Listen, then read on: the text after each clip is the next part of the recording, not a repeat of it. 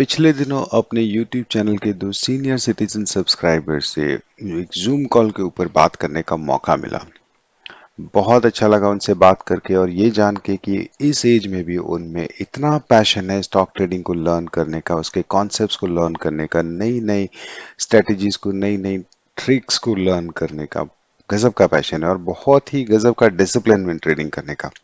पहले मैंने बात की थी टोनी जी से और उसके बाद मैंने कल शाम को बात हुई मेरी जैन साहब से। दोनों ही सेशन से मुझे रियलाइज हुआ कि मुझे कुछ और वीडियोस बनाने चाहिए, स्पेशली मल्टीपल टाइम फ्रेम्स कैसे यूज करते हैं ट्रेडिंग के लिए, और कुछ बेसिक रूल्स हमें क्या फॉलो करने चाहिए before we get into a trade. कौन कौन से वो इंपॉर्टेंट पॉइंट्स हैं जो हमेशा हमें याद रखने चाहिए। और मुझे एक और चीज़ समझ आई कि जब हम ट्रेंड लाइन ड्रॉ करते हैं या ब्रेकआउट्स के लिए जब हम लेवल्स ड्रॉ करते हैं, उस वक्त एक रिजेक्शन कैंडल को कैसे ट्रीट करते हैं, उसके क्या रूल्स होते हैं। आने वाले कुछ दिनों में मैं इन पे वीडियोस बनाऊंगा। बट आज जो इस वीडियो में मैं बताने वाला हूँ वो है जो जैन साहब ने कल शाम को मुझसे कुछ सवाल पूछे, और उनसे बात करने के बाद उनका एक्सपीरियंस देखने के बाद मुझे लगता है कि शायद बहुत सारे व्यूअर्स होंगे जिनको भी ये शायद बातें ना समझ आई हों अब तक। तो पहला उनका जो सवाल था वो ये था कि जो आरएसआई का डाइवर्जेंस है उसका कंफर्मेशन कब माना जाता है। कब हम ये माने कि आरएसआई ने एक नया स्विंग हाई या एक स्विंग लो बना लिया है। एक स्विंग जो होता है इसमें generally odd number of candles होती हैं, 3, 5, 7, 9, 11 इस तरह की कैंडल्स होती है इतने नंबर की कैंडल्स होती हैं। जैसे कि ये थ्री कैंडल स्विंग है। थ्री कैंडल स्विंग का मतलब है कि एक सेंट्रल कैंडल होगी जो कि स्विंग का हाई बनाएगी, और एक कैंडल उसके लेफ्ट साइड में होगी, एक कैंडल उसके राइट साइड में होगी, जो कि दोनों ही उसके हाई से नीचे होंगी। एक ये थ्री कैंडल का स्विंग होता है। इसी तरह हम एक फाइव कैंडल का स्विंग ले सकते हैं। फाइव कैंडल का स्विंग कैसा होता है कि ये पहली कैंडल हो गई, ये दूसरी कैंडल है, ये तीसरी कैंडल है। क्या ये चौथी कैंडल है एक स्विंग की? नहीं, ये चौथी कैंडल नहीं है, क्योंकि ये जो चौथी कैंडल है तीसरी कैंडल की इनसाइड बार है। राइट, वो कैंडल एक अपने आप में एक इंडिपेंडेंट प्राइस रेंज को डिफाइन नहीं कर रही है। वो थर्ड कैंडल के अंदर बनी हुई है, तो हमें उसको इग्नोर करना पड़ेगा। ये हो गई चौथी कैंडल। तो क्या ये बाहर है? हाँ, ये फर्स्ट कैंडल की रेंज, सॉरी थर्ड कैंडल की रेंज से बाहर है, तो ये हमारी चौथी कैंडल होगी और इसको हम बोलते हैं पांच कैंडल का स्विंग। तो एक पांच कैंडल का स्विंग क्या होगा कि एक सेंटर कैंडल होगी जिसके लेफ्ट साइड में दो कैंडल्स होंगी, राइट साइड में दो कैंडल्स होंगी, और वो दोनों जो लेफ्ट और राइट साइड की कैंडल्स हैं वो सेंटर की कैंडल के हाई से नीचे होंगी। और इस पूरे सेटअप में हम इनसाइड बार्स को कंप्लीटली इग्नोर कर देंगे। ठीक है। तो इस केस में जब यहाँ पे आरएसआई का डाइवर्जेंस जनरेट हुआ, इस कैंडल ने रिजेक्शन लिया। देखो यहाँ पे है आरएसआई का bearish divergence, classic bearish divergence है। यहाँ पे इस कैंडल ने रिजेक्शन लिया, और अगर मैं तीन कैंडल का स्विंग को कंसीडर करता हूँ तो इस कैंडल के पहले भी एक लो कैंडल है और इस कैंडल के बाद की एक लो कैंडल जो बनेगी, यानी कि ये कैंडल, इस कैंडल ने इस कैंडल का लो ब्रेक किया, एक नया लो बनाया। यहाँ पे जाके मेरा तीन कैंडल का स्विंग कंप्लीट हो गया। तो इस कैंडल का लो जब ब्रेक हो जाएगा, आई वुड कंसीडर कि आरएसआई का डाइवर्जेंस कंफर्म हो गया है।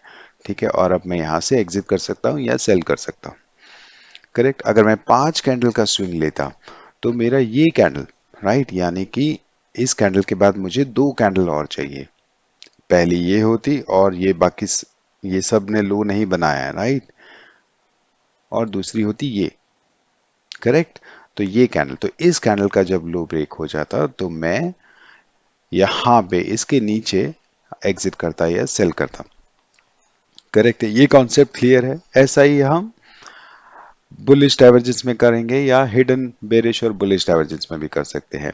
और कल शाम को जैन साहब ने इसके बाद जो क्वेश्चन पूछा वो बहुत ही इंटरेस्टिंग था। उन्होंने कहा देखो, हमने आरएसआई पढ़ा, उसके डाइवर्जेंसेस पढ़े, हमने फिबोनाची के गोल्डन रिट्रेसमेंट लेवल्स पढ़े, और हमने पढ़ा कि मीन रिवर्सल स्ट्रेटेजी क्या होती है, जो कि प्लूटो स्टार हमारा इंडिकेटर, जिसके ऊपर एक पूरा वीडियो भी बनाया है। लेकिन इन सबको यूज कैसे करना है, किसको कब यूज करना है, तो मैंने उनको समझाया, मैं आपको यहाँ पे इस वीडियो में वही समझाने की कोशिश करूंगा। तो यह है टाइटन का डेली चार्ट। प्राइस ने 52 वीक हाई बनाया, देखो ये 52 वीक हाई है, और उसके बाद कंसोलिडेशन फेज में गई, एक फ्लोर बना लिया अगर मैं डार्विस-बॉक्स प्लॉट करता है यहाँ पे, और उसके बाद उसने सीलिंग को ब्रेक करने की कोशिश की पर वहां पे फिर से बेरिश डाइवर्जेंस आ गया, नीचे आ गई। यहाँ आने के बाद अब तक हमने बहुत सारे वीडियोस पढ़े हैं आरएसआई डाइवर्जेंस को कैसे चेक करते हैं और कब हम ट्रेड में ब्रेकआउट से पहले पोजीशंस बनाते हैं। तो अगर इस केस में अगर आप देखते हैं तो यहाँ पे एक हमें मिला हिडन बुलिश डाइवर्जेंस, राइट। मैं मैग्नेट हटा देता हूं, तो ये मेरा हिडन बुलिश डाइवर्जेंस मिला मुझे यहाँ पे। अगर मैं यहाँ से प्लॉट करूँ, हिडन बुलिश डाइवर्जेंस है, this is my hidden bullish divergence, correct. यहाँ मुझे हिडन बुलिश डाइवर्जेंस मिला। क्या मुझे लेना चाहिए था? मार्केट में इतनी वोलेटिलिटी थी ना पिछले कुछ दिनों में, मार्केट बुरी तरह गिरे जा रहा था, लेकिन यहाँ पे मुझे हिडन बुलिश डाइवर्जेंस मिला। मैं ले सकता हूँ मेरा, और मैं अगर 3 कैंडल का स्विंग को कंसीडर करता तो ये कैंडल का ब्रेक होते ही मैं ले लेता, ठीक है। और अगर मैं 5 कैंडल लेता तो ये ले लेता, इसको इसको ब्रेक होने का वेट करता। इसके अलावा अब मैं मुझे अगर आपने सारे वीडियोस को बहुत केयरफुली देखा है और वो आपके दिमाग में छप गई ये चीजें, तो यहाँ आते ही आपको एक और चीज समझ आती है कि यहाँ पे डबल बॉटम कंप्लीट नहीं हुआ है। डबल बॉटम जब कंप्लीट नहीं हुआ तो इट्स वेरी लाइकली कि हो सकता है किसी न किसी फिबोनाची लेवल से ये रिवर्स की हो प्राइस, और वो फिबोनाची लेवल हो सकता है हमारा गोल्डन रिट्रेसमेंट लेवल हो। तो अगर वो वीडियो नहीं देखा है तो फिर देख लो, इस हाई से इस लो को मैंने एक वो बनाया, आप देखो कहाँ से प्राइस ने रिटर्न किया, exactly 786, which is one of our golden retracement levels. Video में 2 वीडियोस बनाए हैं, बहुत अच्छे से समझाया है कि बॉडी इसके नीचे नहीं आना चाहिए, जब टेल इसके नीचे जाती है और बॉडी ऊपर ही रह जाती है, इसका मतलब यहाँ से प्राइस ने रिजेक्शन ले लिया है। रिजेक्शन कंफर्म कब होगा? अभी आज जो हमने स्विंग बनाने का रूल समझा, आप थ्री कैंडल स्विंग या फाइव कैंडल स्विंग को का रूल फॉलो कर सकते हैं। इससे मुझे क्या मिला? सेकंड कंफर्मेशन मिल गया। मुझे एक सेकंड कंफर्मेशन मिला कि ये एक्चुअली यहाँ से शायद प्राइस अब रिटर्न करना चाहिए और इस हाई को ब्रेक करना चाहिए, जो हमारा फिबोनाची गोल्डन रिट्रेसमेंट रूल है। इसके बाद मैं क्या कर सकता हूँ? मैं प्लूटो इंडिकेटर अप्लाई कर सकता हूँ।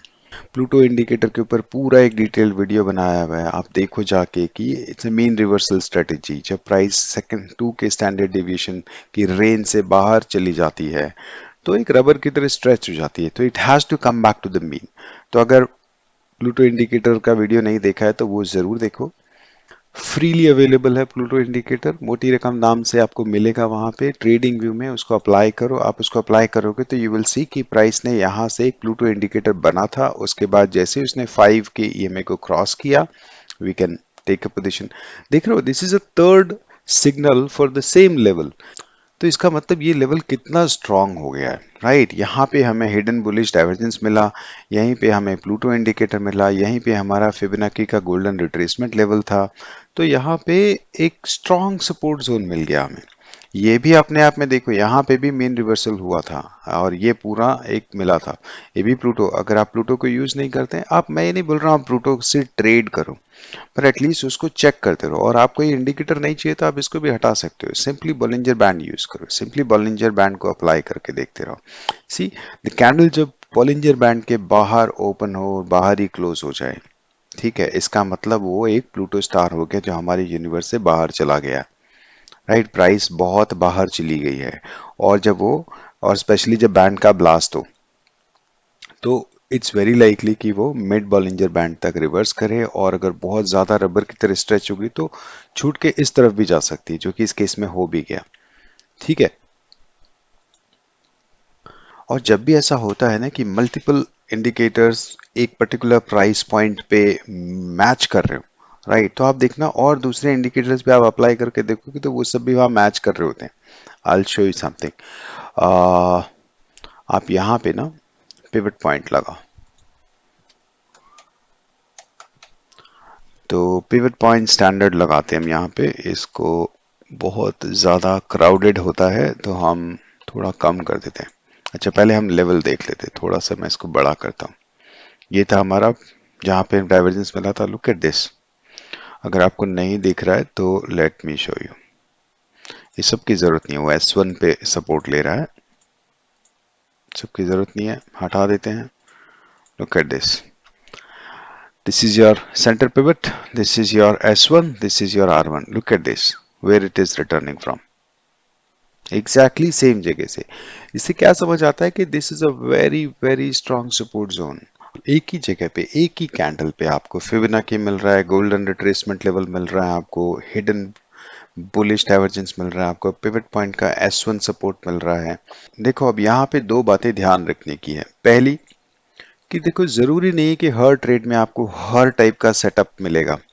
कोई ज़रूरी नहीं है, आप अपने सेटअप के हिसाब से चलें। एक भी मिल रहा है, आप कन्विंस्ड हैं, तो आप ट्रेड में लें। इतना रिस्क तो आपको हर ट्रेड में लेना ही पड़ेगा, but with risk management and position sizing आप अपना स्टॉप लॉस को स्ट्रिक्टली फॉलो करें और अपना पोजीशन को अकॉर्डिंगली साइज करें। तो हर बार हर सेटअप वहां पे अप्लाई हो जाएगा जरूरी नहीं है, लेकिन इतना हो सकता है कि जितने ज्यादा सेटअप अप्लाई हो रहे हैं तो आपका उस ट्रेड में कन्विक्शन बढ़ सकता है। सेकंड इंपॉर्टेंट बात, चाहे सारे सेटअप सप्लाई हो जाए, इसका ये मतलब नहीं है कि अब वो पारस पत्थर हो गया।